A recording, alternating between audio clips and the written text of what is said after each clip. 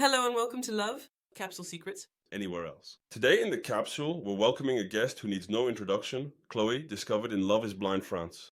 And above all, we're going to explore a topic that concerns all women, the 5 mistakes they all make at the beginning of a relationship. Yeah, we definitely know them quite well. I know them all too well. So, first of all, Chloé, could you share a bit about how you felt about the experience and remind us a little of what we saw of you on screen? So I'll start by saying that this experience is incredible. We all went through it. And honestly, I think we'll keep it with us for life, in our hearts and in our minds. This experience, I think, as I said at the reunion, is really also a connection with yourself. So I felt connected, I think, for the first time by letting my guard down. That's really what I want to say about this experience. It taught me to trust myself, to trust my choices, and to hesitate less, I would say. That's really what I've taken away from it today, and so have all my friends, of course. Love to all of you, and honestly, I'm so happy. Okay, and do you think you really fell in love before you met the person? Yes, Alexander. I didn't even need to see it. The sound of his voice made me vibrate. And it wasn't because I had put a body around that voice, but it was a soul that lifted me up. And I've never felt anything like this, to say to myself that I don't actually care what he would look like. Everything he said, everything that emanated from his being, beyond the physical, spoke to me. I felt, like I was levitating. I felt like I was floating.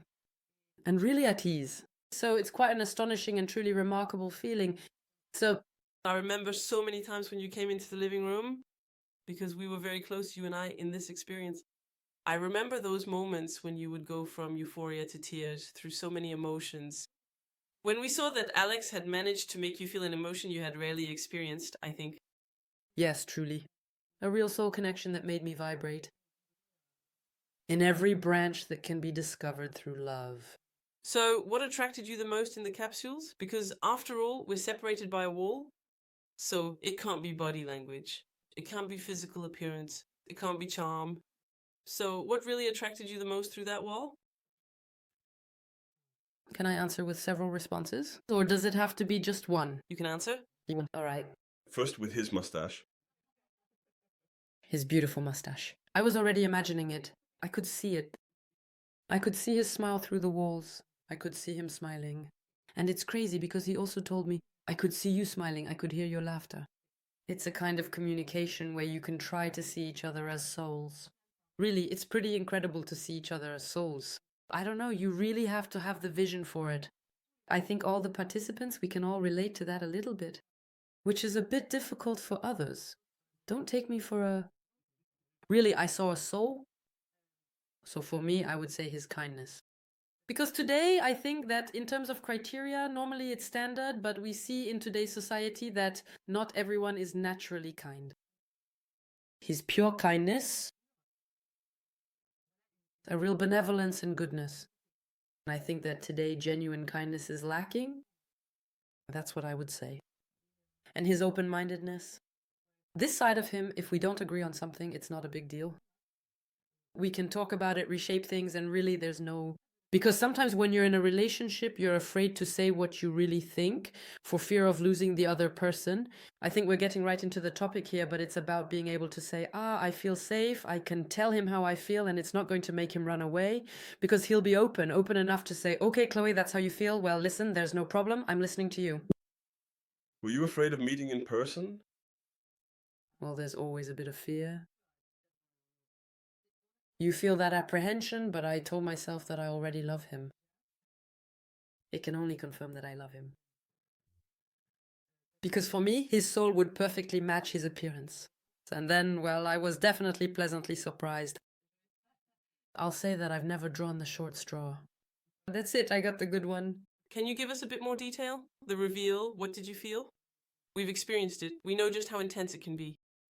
What exactly did you feel just a few minutes before the reveal when you walked into the sais?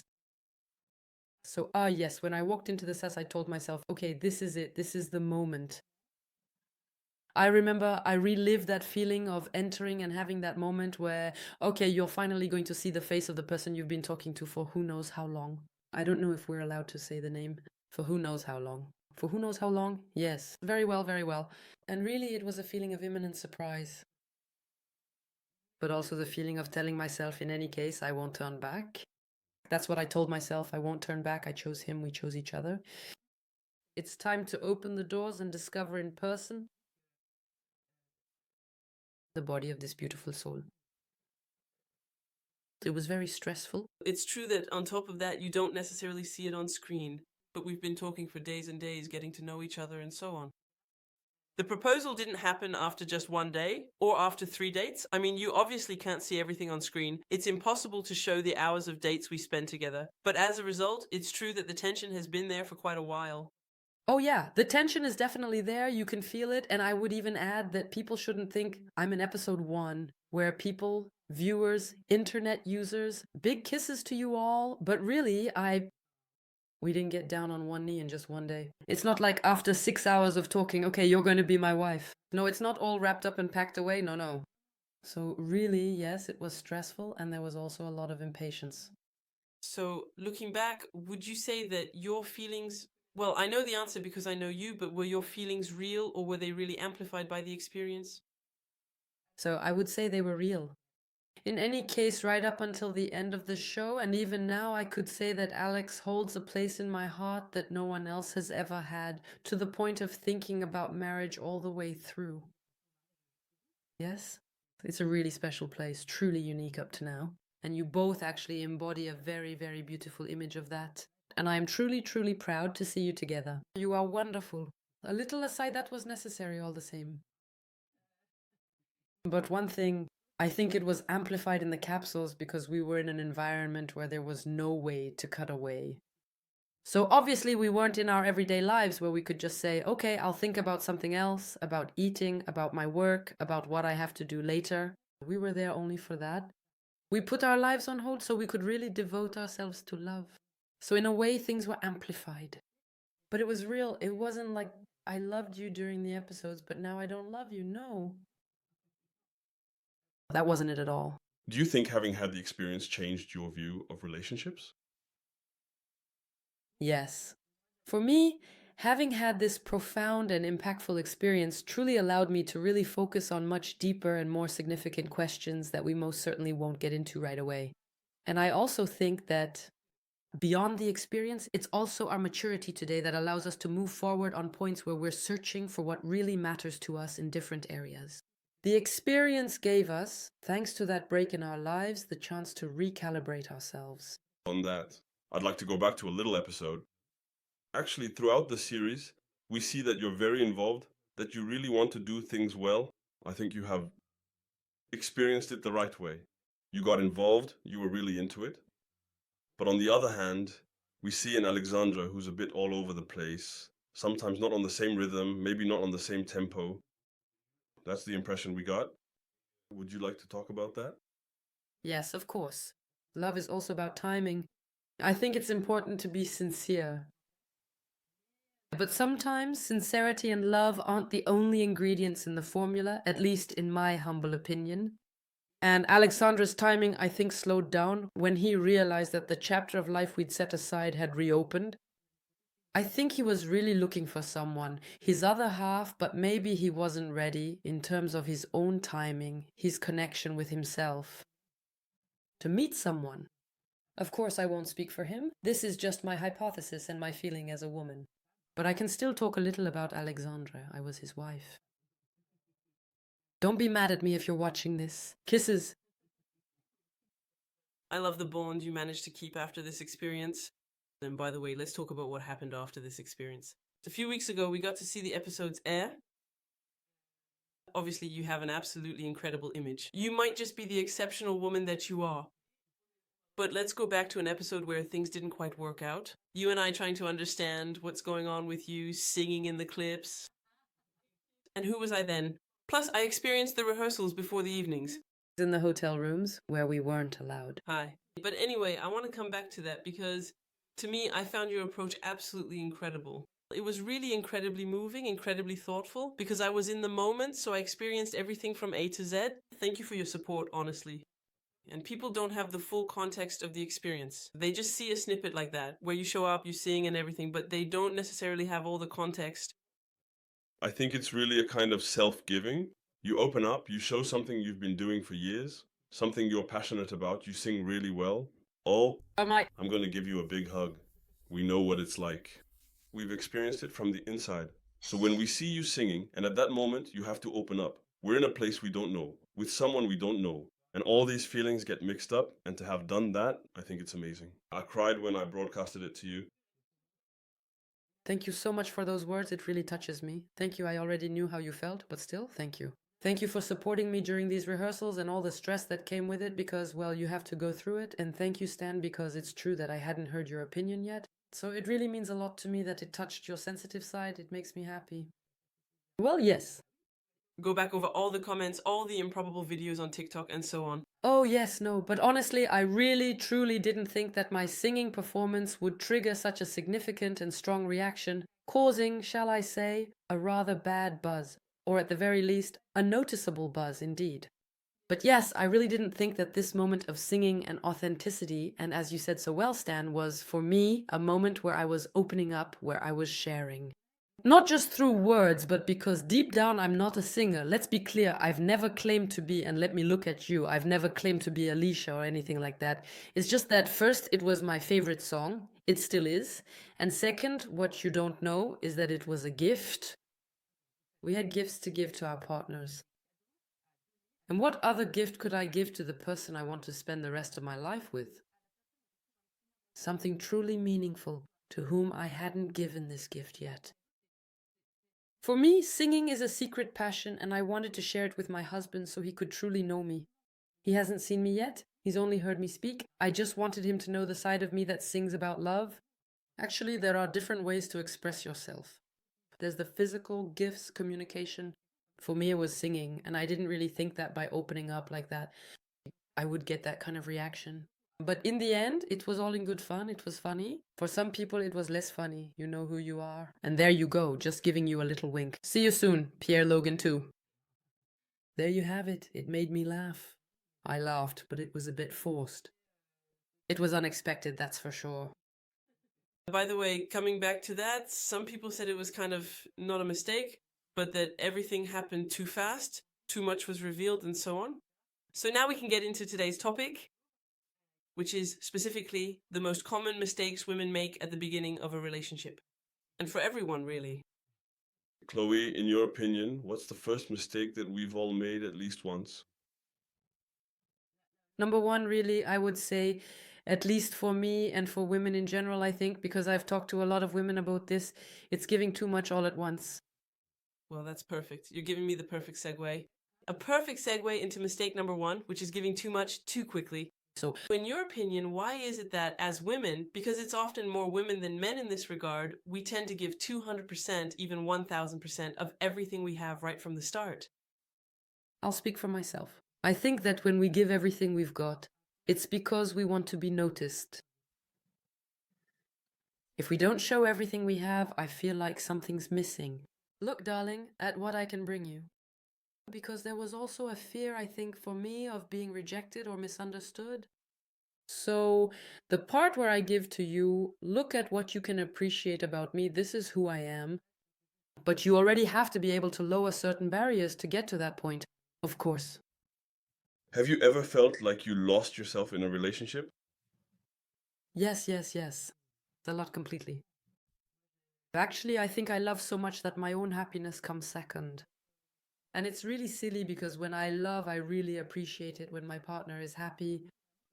So actually, if they're happier than I am, that's fine because they're happy. It's a bit of a strange way to think, but I think unconsciously right now I'm analyzing it. Mentally, that's probably what's happening, but I think that's it. How would you describe that?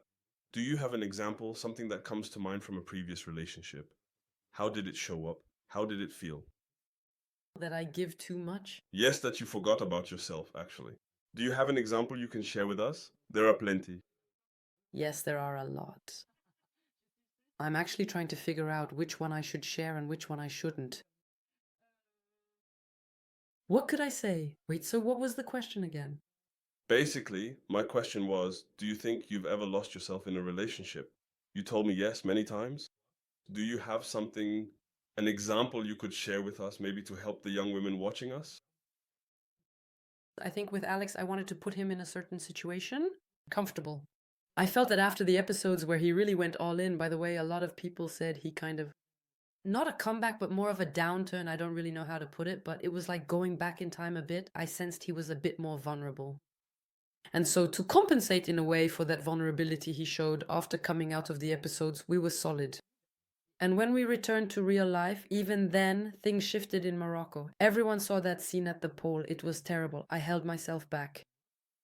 But I wanted to make him stronger. To make him stronger, ultimately by accepting to receive less than what I was giving and telling myself, it's okay, it doesn't matter. If today you don't love me the way I love you, I'll wait. So I put my own desires and what I expected from my relationship with Alex on the back burner. What's truly amazing is that you both have such incredible kindness towards each other. Both Alexis, we absolutely love them so very much. I think the way things ended, the situation, how it evolved, shows that you both have emotional intelligence. Both of you, which is above average. And I think it's beautiful to see. So I just wanted to say that. Oh, thank you. But you two are so sweet, really. You're so adorable. You play together. It moves me. Thank you so much. But yes, I think we have, even before coming here, I spent 30 minutes on the phone with Alex. We still call each other to check in, see how things are going, how we're handling things. That's it. It's true that we have a connection. We've always acted with kindness. We've never tried to sabotage each other. No. Now, I have a question. It makes me laugh because you and I talked about it at length after the experience. Yes. In your opinion, how do you maintain a balance between what you give and what you receive without holding yourself back? Because I know we're the kind of people who want to give way too much. So how do you find that balance? Well, I think that even now, I'm still figuring that out because I don't know. I gave you some Hints? Yes, you gave me some hints. She gave me an amazing tip with a kind of gauge like this. I still remember you made a 2-minute podcast just for me, just for me. What an honor. The Audi Academy Love version, it was truly incredible. My own gauge was already deep in the red and you have to adjust. I agree with you and I come back to what you taught me and it's great, you have to adjust. I think that in my next relationship, for now, I'm taking it easy on that front, letting my heart heal. I really think that I'll stop pressing the accelerator just to see the action reaction. I think that's really good too, the accelerator. Yeah, the accelerator. Because me, I'm not a diesel, I don't take my time. I'm pure gasoline. I just go for it. There's no need to warm up the engine, it's already hot. It's hot like a potato, hot like a potato. I'm generous. So actually, it's... So, do you think that a lot of women wear a mask at the beginning of relationships? Well, as for me, I wouldn't include myself in that because I'm straightforward. But maybe there are women who put on this mask to be accepted by smoothing out certain edges and not showing everything right away. On the sharper side, yes. So that the guy thinks, okay, she's great, whatever, and that this complicity and deepening of the relationship can happen without things getting out of hand, so to speak. Maybe I'm wrong. And precisely about this second flaw, which is wanting to be perfect, in your opinion, why do we tend to want to hide our flaws a bit to make sure we're liked? Well, hiding our flaws, I think it's to deal with, in a way, to deal with a feeling of insecurity. I think actually we just don't want to be rejected. And so we want it to be malleable. And that we're not immediately a confrontation. And actually, when we talk about confrontation in our everyday lives, it feels like in 2025, a confrontation, we just think, okay, oh, you're like that. But actually, no, I hadn't seen things from that perspective. Well, listen, I think we're just not meant to be together. It's sad to say, but that's how it is today. I feel like there's a deconstruction of the couple and we can't manage to build together anymore. And this fear of abandonment and immediate rejection is extremely present in our generation, the so-called millennials, that's what I've often been told. Let me make a quick aside. But really, we just don't want to be rejected, and so we move forward in this deconstruction of our relationship because honestly, we're afraid. It's true that we're living in a society of overconsumption. If things aren't working out, it'll be better somewhere else. But actually, it never really is better somewhere else on top of that. But as a result, it's true that we're afraid of that. Before I met you, I felt like I was going to believe that myself. But before I met you, I was the same way. It was like, anyway, if there's the slightest argument, I know he's going to leave. Because now there's just so much. It's a jungle. It's sad. It's the highway of love, really. To backtrack is a failure. I think that's really it, yes. That's it. It's when you run into a disagreement. And if discussion isn't possible, it's like, oh, so that's how you think. Oh, yeah, no, actually, so in their mind, him or her. Things like that, so I just can't see myself. To accommodate their point of view, so actually, will this person ever end up agreeing with me? And that part where, as I was saying, I tend to rush ahead, well, when it's time to shift down to a lower gear, well, it's scary. It feels like it's immediately a failure, but actually, to me, that's just a perspective. Even now, I still make that mistake. I tell myself, oh shoot, I shouldn't have said that. Oh, he's going to hold it against me, he's going to hold it against me. But no, actually, if you found the right guy, he'll love you for who you are. And that's also what I liked about Alex, that it was okay to talk about everything. Well, except maybe ruffling his feathers a bit to ask him, so what do you want? Where are we going? Maybe I should have done that, and I mentioned it earlier on the phone. There were times when I wanted to express myself, I wanted to yell. He told me, so, but you could have. But he says, that's over now, it's easier, but in the heat of the moment with the cameras, with daily life, it's clear that our reactions wouldn't have been the same. And regarding that question about the experience, I think we were still in conditions that aren't like real life. There's this aspect where we're being filmed 24/7. We have this pressure from the camera, so it's not always the same. What do you think?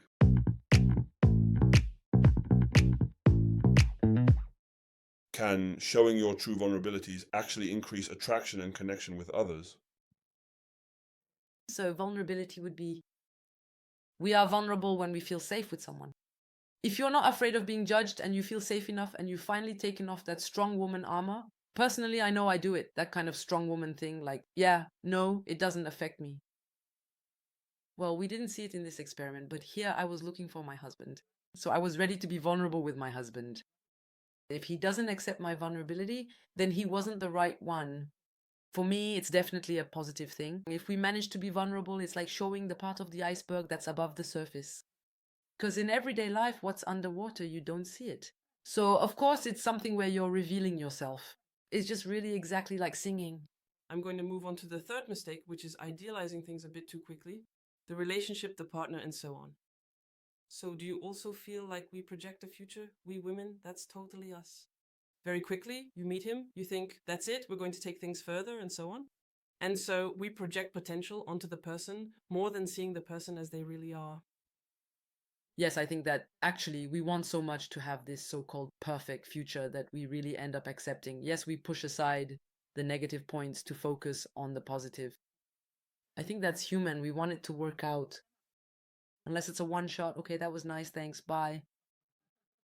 But we are not in this theme. Have you ever imagined yourself, Mario Boutron? There that never in everyday life. I say to myself, okay, I think this is the third time we've seen each other. I think I want to tell you I love you. That's something I've never said before. And actually, I think it didn't take me long at all to admit it to Alex. That I did. I was less reserved in this experience because we connected with a soul before connecting physically. So the fact that I felt comfortable with a soul allowed me to express this message of love. And this feeling I had for Alex honestly came much more easily than usual. Normally, I don't say I love you right away. It usually comes after 3 or 4 months, or even more, like 6 months. How long did it take before you said it to each other? I love you, for example. So, just as a little joke, I think I told him in the apartments when he was about to leave the experience. Because, well, you saw Alex grabbing his backpack and leaving. There were several episodes like that. You know, moments of uncertainty, times when he wasn't really sure where he was headed. And at one point, I think that in an attempt to idealize the relationship and save our couple, just as he was about to leave, I told him, I'm in love with you. You were about to leave just as I was about to tell you that I'm in love with you. So, in a way, I was afraid he would leave and never find out. That actually Deep down, I loved him, but I think that he had already guessed. He didn't necessarily need to hear it, but I needed to say it. I needed to get it off my chest. And to answer the other question, Alex never told me. It was very hard to marry someone who never told me he loved me. But he told me he was gradually falling in love, but he never told me he loved me. So, was it my mistake as a woman to accept, in fact, to blur that part and only focus on idealizing the potential that Alex showed me? Even today, I still have to think about it because I don't have the answer. I don't think it's a mistake, since everything happened so fast in this experience. It's also normal not to have said it yet. To say I love you in such a short time, even if of course we're heading toward a wedding, etc. I'm not sure we would have said it to each other before the wedding either. For us, it also took a long time before we said it to each other. And I don't think it's a mistake. You wanted to see the experience through to the end. You wanted to push it as far as possible because you were in love. And you were right to make those decisions with your heart and not with, should I think this, should I think that? Because you were absolutely right. Thank you. That reassures me because there are people commenting on social media saying, no, but actually the guy doesn't love her at all. It's also because, and let me just add this, there were lots of moments of tenderness, of connection that were missed. So of course people are going to judge based on a relationship where he got down on one knee in 30 minutes and hesitations throughout the rest of the episodes. But it wasn't just about that. A lot of things we didn't get to see, unfortunately. Yes, unfortunately. Can you tell us, in your opinion, how to keep your feet on the ground without losing a bit of the magic at the beginning of a relationship? Especially when things are a bit unclear. How do you tell yourself, okay, I'm staying grounded, but at the same time, I don't want to actually all the magic at the beginning? I think it's listening to the other person that allows me to tell myself, okay, maybe he's not doing so well today, but he still said some meaningful things to me. And not just through verbal communication, but also through actions, being able to see love in the things we do, the services we provide. And it's not just about gifts, but really, it's all of that too, which lets us know, okay, it's not always highs every day, and it's not always lows either. There's this middle ground, which is everyday life, and it helps us stay a bit, not too much, with our heads in the clouds, like I often was, a bit too much of a dreamer hoping to keep my feet in the clouds, but to also keep that down to earth side, telling ourselves that, anyway, it's up and down, and that's just how it is. There's a mistake that comes up often as well, which is not setting boundaries. Why is it so hard at first to say no? Why is it so hard to say no? At the beginning to say no, we're afraid of not being accepted as we are. That the partner thinks, oh, so that's how you are. Oh, well, actually, I didn't see you like that. In the end, the partner will take a step back. Is that step back? I think that really scares people. Who says, oh no, but love me. I love you like this, but don't love me like that. Love me the same, or even more. It's that feeling of, oh no, they were here, now they're there. It's a failure. What did I do? It's a mistake. But actually, it's not a mistake. In the end, it's about always loving yourself and not changing too much depending on how the other person responds. If your partner truly loves you, they also need to understand that there are things you don't like. And have you ever had a moment when you refused to set your boundaries out of fear of disappointing the other person? Yes, I have been in a relationship like that before.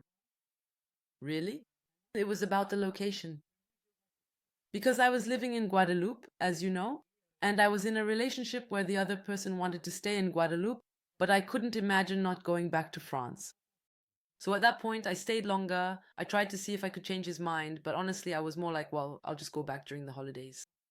That was terrible, lowering myself to that level, because in the end, I went back for my family.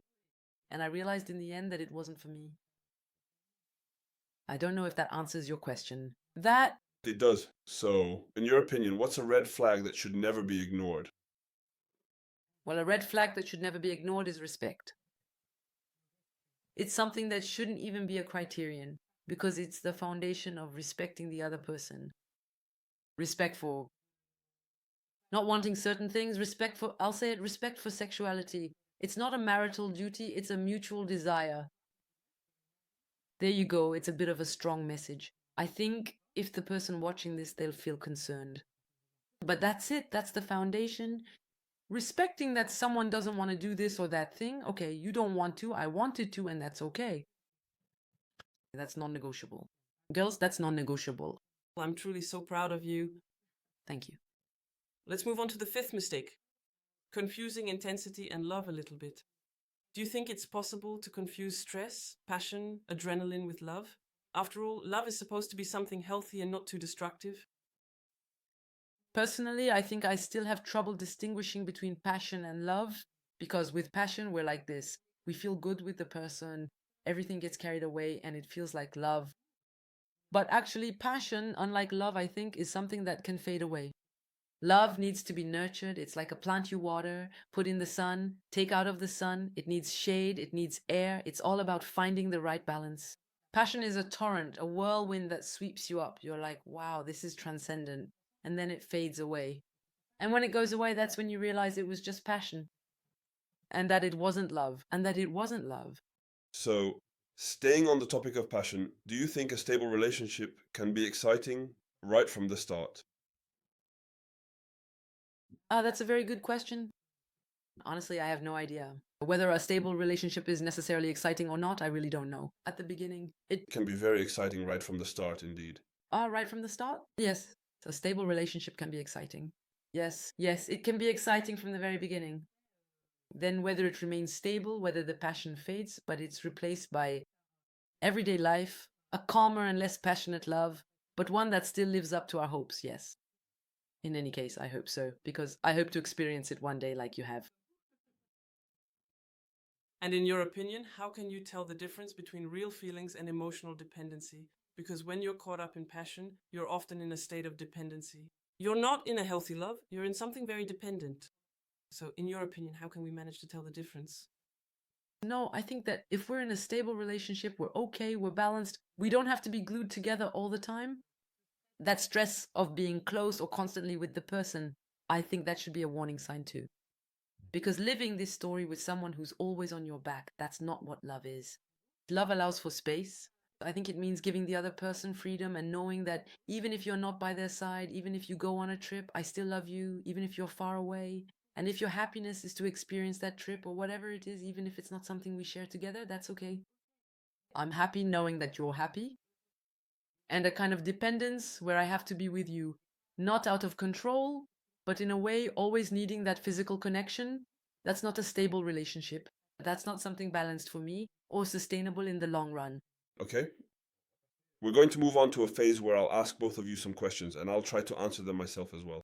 We We will be able to discuss the question together. So, darling, do you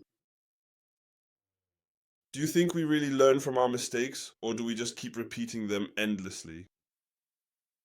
Me, I've repeated them a lot of times indeed. We've talked about that. I've repeated them over and over, but it's just to be sure, you know. It's really just to be sure. I get it. Do you mean you're tired of reliving it? No, I think you start to learn from your mistakes precisely when you've done some work on yourself and started to love yourself. For me, that was really the turning point. It was when I told myself, okay, if I keep making this mistake, it's actually because I don't have enough respect for myself. I don't love myself enough, at least when it comes to love. And really, from the moment I started working on myself, I told myself, okay, here I am, the guys are over there, and I need to love myself right here. Actually, I need to love myself a lot more. And from that point on, I stopped repeating my mistakes. And that's when things started to happen. Very Good, perfect timing. Love is also about timing. If I had to answer, I think for us guys, it's a little bit different. At first, we're more about feelings. We just go for it. We get caught up in the spirit of competition and so on. And we don't pay attention to the red flags. We are who we are, that's it. I think we often expect others to adapt to us. I'm talking about girls, we do our own little thing, etc. And when we're young, we all go through that. I think we all go through that. However, when there's a transition from being a young man to a man, that's when the shift happens. I think it's at that moment, but it's more a question of maturity for boys. Once you become a man, older, more thoughtful, you realize that what you've built with someone is actually pretty good. You start paying more attention to the stupid things you might do, just in case, you know. So really, I think it's a transition, but more than that, it's a question of maturity for boys. And not a desire to understand what happened in the past in order not to repeat the same mistakes. All right, that's really interesting. The point of view of a man as well, because it's true that we as women see it, like you said, I agree with you, it's more based on experience. From experience, learning is really a series of trials and errors before you finally reach that point where you stop repeating what you did before. And I agree with your point of view, Anais. It's true that giving too much or ignoring yourself, not listening to yourself enough, putting yourself aside so the other person can be happy, that's my flaw. But it's true that nowadays, self-love is super important. It's about telling yourself, yeah, I have to love myself, and I shouldn't forget to love myself while loving someone else. You see, what you just said completes what I was saying. You say, I have to think about myself, love myself, and so on. And the guy will say to himself, I'm going to do it. And that's just how it is. And so that's why it all fits together like that. Because I think we really don't think the same way about these kinds of things at all. Absolutely, yeah. But yeah, for guys, I think it's a question of maturity. Afterwards, when you take a few hits, and well, maybe then we try to appreciate ourselves as those guys. But for me, it's really about maturity. I was about to make a joke. To our dear listeners, at what age? So, at what ages? I can't get the words out. At what age are men mature? There you go. Late. I'm searching for maturity, please. There you go, there you go. Call me. If you are maturity, you can write to me. I'm mature. But no, 60 years old, that's already passed. You have The impression that he's mature, but actually, he's just deaf. He's fed up and he can't hear anything anymore. Did you hear? I'm going back to something serious, more or less.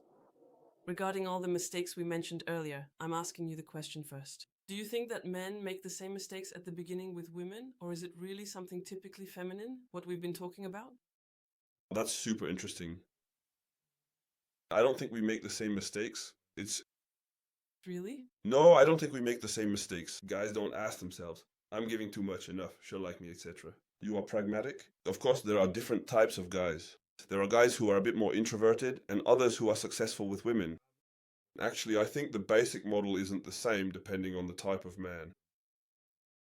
If I had to generalize, guys, I'm speaking on our behalf and I promise I'll try to be fair about it.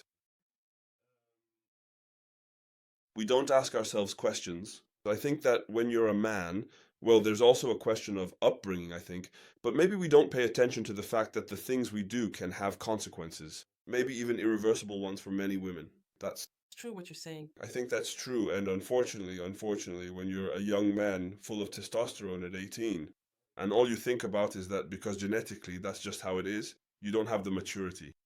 I mean, physical, emotional, and so on to think about these kinds of things. And so, well, that's it. I think that's how it is. Men are very focused, I think, on themselves. They don't pay attention to the harm they might cause to young women who are just learning about love. That's what I think. Yeah, it's kind of like a little boy thinking about his own thing and saying, oh, but no, that's not what I meant, and that's not what I wanted you to understand. But yes, I agree with you. That's a very good analysis. Have you ever had confessions made to you, or not? People who only thought about themselves and who... I've had that. For no reason to.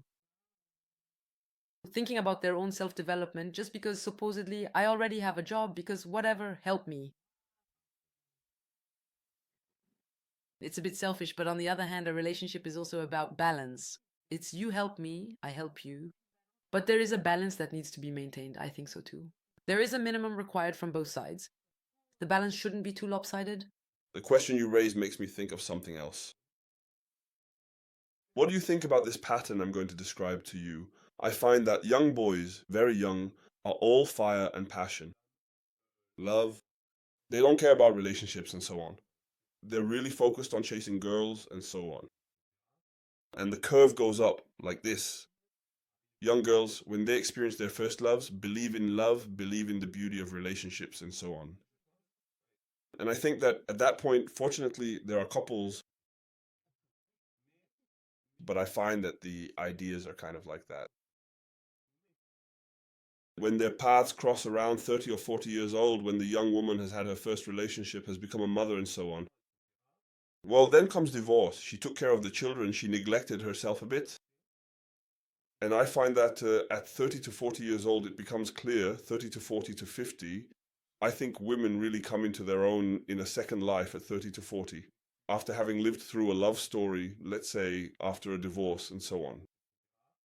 And at that point, I find that it's women who are much more focused on new encounters, sexuality. It's maybe a strong word, but I think that's where we are. And some men who were all fire and passion at 18 find themselves at 40 and are a bit less into it. I actually think there's a crossover in behavior that happens between a young man of 18 and a young woman. When he becomes an adult, It's true that when we're younger, we want to experience beautiful love stories. And then we get disappointed, disappointed, disappointed. The ideal story. We no longer want to live those beautiful love stories. So it's true that we start to become what you were at 18. That's true. We change and you say, that's it. I've lived my sexuality, experienced everything. Now I want to settle down. Except now for us, we're like, go ahead. You've made such a fool out of me. I don't want to settle down anymore. But yes, seriously, we've already had This conversation. it's great as a thought, because it's true that we, as women, we idealize. It's like marriage. When we were little, who never thought about that princess dress? That moment that would be ours, I'll be beautiful. And it's not superficial to think like that. It's just the truth. And because we want to believe in first love. Me, my first love, I was 16. For me, it was, well, it lasted 5 years, but I really thought he was the one I was going to marry. And we all had that first mindset of saying, wow, that's my future husband. And then the next one too. Oh no, there were only, honestly.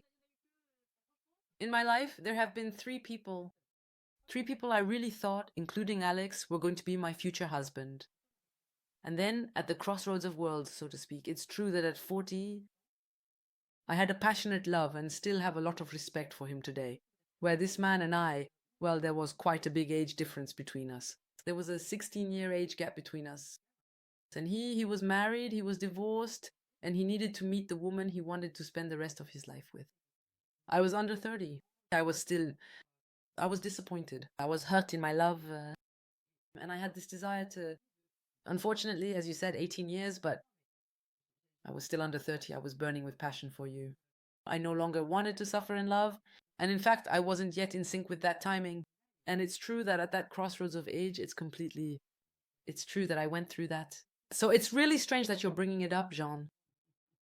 okay, it's just as well that we brought up this question.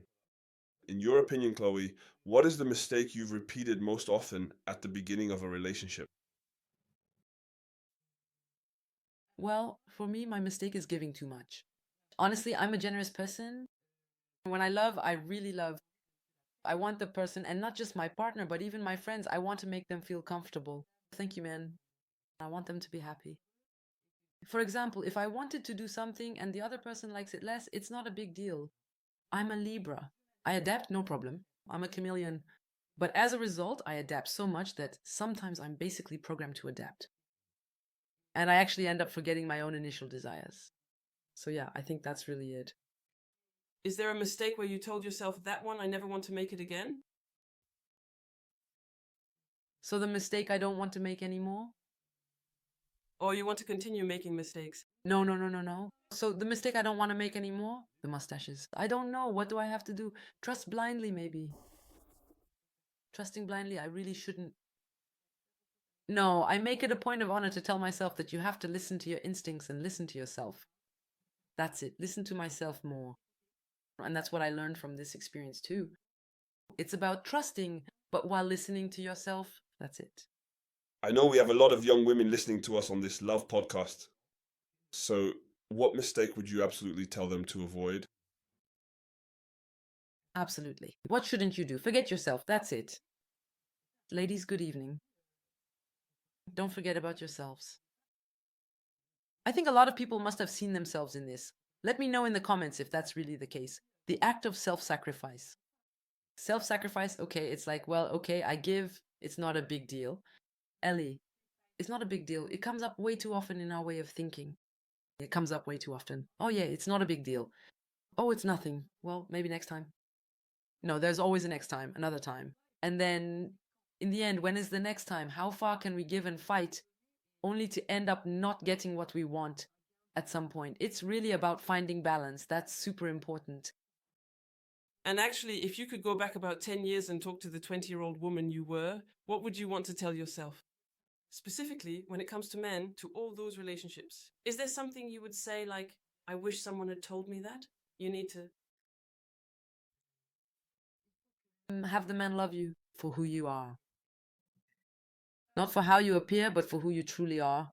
Don't be afraid to say what you think, because that will save you time. Because otherwise you'll have waited, okay, no, but I'm not going to tell him right away, because otherwise he'll leave. But no, darling, he won't leave if he's the right one. And if he does leave, then he wasn't the one. You can't open up to someone, yeah, I'm telling you, well, there are a lot of you, but I'll say you, it's more meaningful. But you can't open up to someone and hope they'll love you if you don't show them everything you have. And also the essential points. If you're afraid to open up because, yeah, I'm not going to tell him that. On the very first date, it's okay, you have the right to take things at your own pace, but don't forget the essential points. There are things that are non-negotiable, and you would have wanted to know about them beforehand. And in the end, you keep going, you move forward because, well, it's nice, I adapted, it's okay. Oh shoot, there you go. There's that thing? Oh, I didn't see that coming. Well, yeah, you would have seen it coming if you had asked the right question beforehand. Thank you very much, Chloé. Thank you, you guys are wonderful. We had a great time during this interview. I think there are a lot of young women who are going to really enjoy all your advice. It was great. So don't hesitate to let us know in the comments what you thought of this episode, and I'll see you next week. See you soon.